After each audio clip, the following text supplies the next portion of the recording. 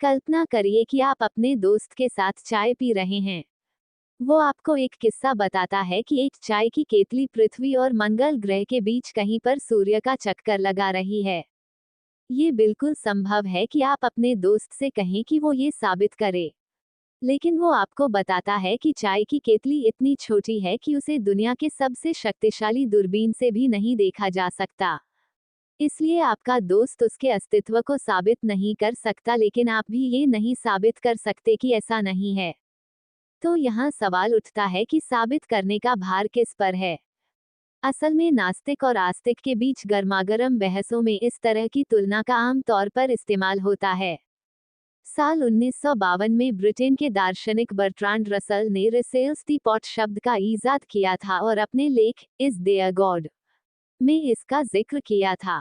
दुनिया के सबसे प्रसिद्ध नास्तिक आवाजों में से एक ब्रिटिश जीव वैज्ञानिक रिचर्ड डॉकिंस ने अपने कई वार्ताओं और साक्षात्कारों में इस तुलना का जिक्र किया है। लेकिन ईश्वर के अस्तित्व को लेकर रसेल्स दी पॉट का क्या संबंध है? हालांकि अंतरिक्ष में किसी चाय की केतली के विचार को खुद रसेल ने बेतुका कहा था, लेकिन उन्होंने इससे जुड़े एक परिदृश्य की कल्पना की थी। साल 1950 में साहित्य के लिए नोबेल पुरस्कार से नवाजे गए रसेल ने लिखा है, अगर ऐसी किसी केतली का जिक्र किसी पुरातन किताब में हुआ होता और हर रविवार को ये पवित्र सत्य हमें बताया जाता और स्कूल में ये बच्चों के दिमाग में बिठाया जाता तो इसके अस्तित्व पर सवाल खड़ा करना पागलपन समझा जाता। वो जोड़ते हैं, संदेह करने वाले उस व्यक्ति को या तो मानसिक रूप से अस्थित मान लिया जाता या जिज्ञासु।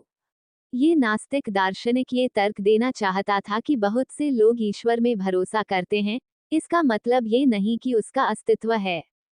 रसेल का दावा है कि किसी चीज का वजूद साबित न कर पाना असंभव होने का मतलब ये नहीं है कि ये मान लिया जाए कि उसका अस्तित्व है।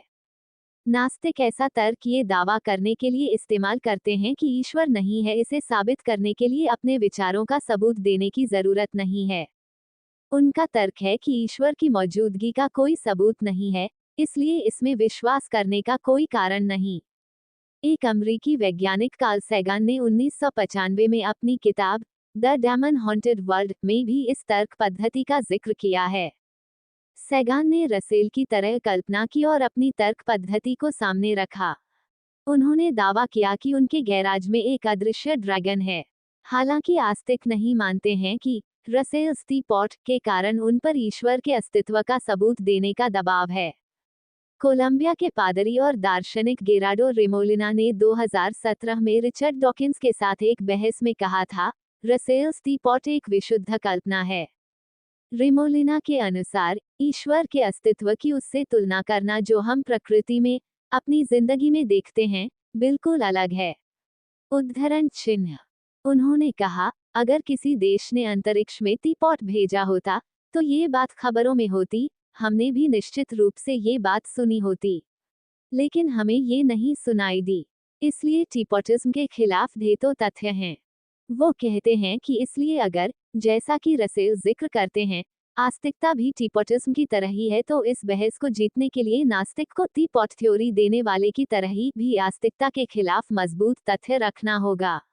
इस तरह प्लांटिंगा का तर्क है कि ईश्वर का अस्तित्व नहीं है, ये साबित करने का काम नास्तिक का है।